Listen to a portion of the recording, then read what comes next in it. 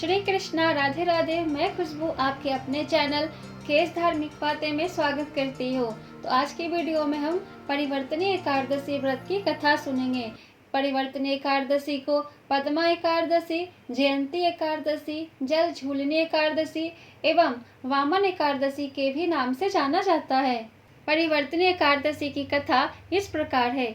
युधिष्ठिर कहते हैं, हे भगवान, आपने भाद्रपद कृष्ण एकादशी अर्थात अजा एकादशी का सविस्तार वर्णन सुनाया। अब आप कृपा करके मुझे भाद्रपद शुक्ल एकादशी का क्या नाम है, इसकी विधि तथा इसका महात्म्य कहिए। तब भगवान श्री कृष्ण कहने लगे कि इस पुण्य स्वर्ग और मोक्ष देने वाली तथा सब पापों का नाश करने वाली उत्तम वामन एकादशी का महात्म्य मैं तुमसे कहता हूँ। इसे ध्यान पूर्वक सुनो। यह भाद्रपद शुक्ल एकादशी को पद्मा एकादशी, परिवर्तनी एकादशी, जयंती एकादशी, जल झूलनी एकादशी एवं वामन एकादशी भी कहते हैं। इस दिन यज्ञ करने से वाजपेयी यज्ञ का फल मिलता है। पापियों के पाप नाश करने के लिए इससे बढ़कर कोई उपाय नहीं।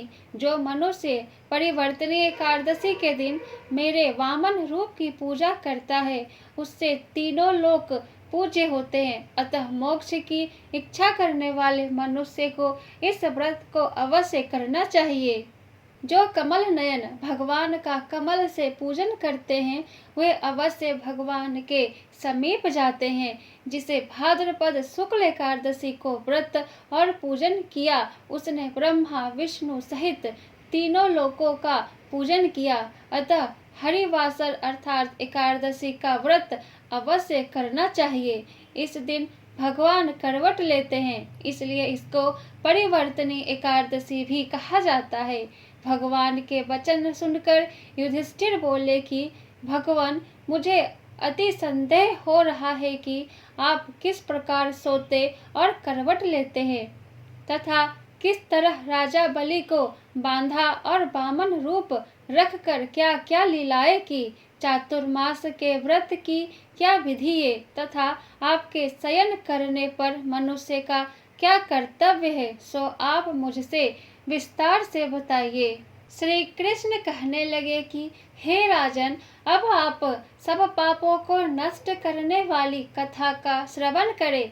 त्रेता युग में बलि नामक एक दैत्य था। वह मेरा परम भक्त था।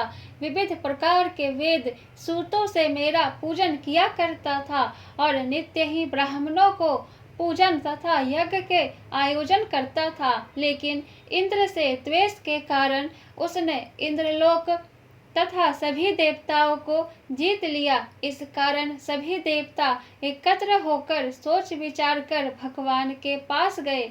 बृहस्पति सहित इंद्रादिक देवता प्रभु के निकट जाकर और नतमस्तक होकर वेद मंत्रों द्वारा भगवान का पूजन और स्तुति करने लगे।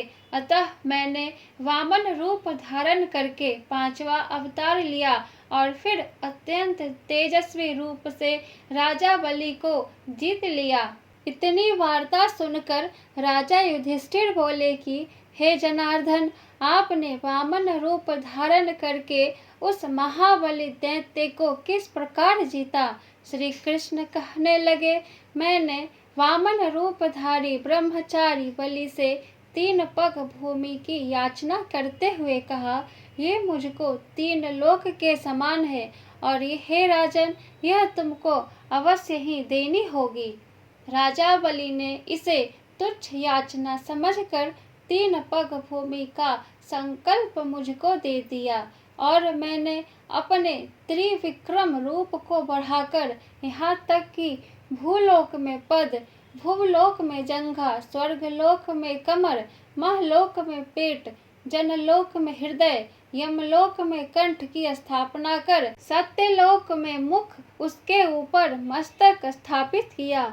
सूर्य चंद्रमा आदि सब ग्रह गण, योग नक्षत्र, इंद्रादिक देवता और शेष आदि सब नाग गणों ने विविध प्रकार से वेद सूतकों से प्रार्थना की। तब मैंने राजा बलि का हाथ पकड़कर कहा कि हे राजन, एक पद से पृथ्वी, दूसरे से स्वर्गलोक पूर्ण हो गए। अब तीसरा पग कहाँ रखूं? तब बलि ने अपना सिर झुका लिया और मैंने अपना पैर उसके मस्तक पर रख दिया, जिससे मेरा वह भक्त पाताल को चला गया।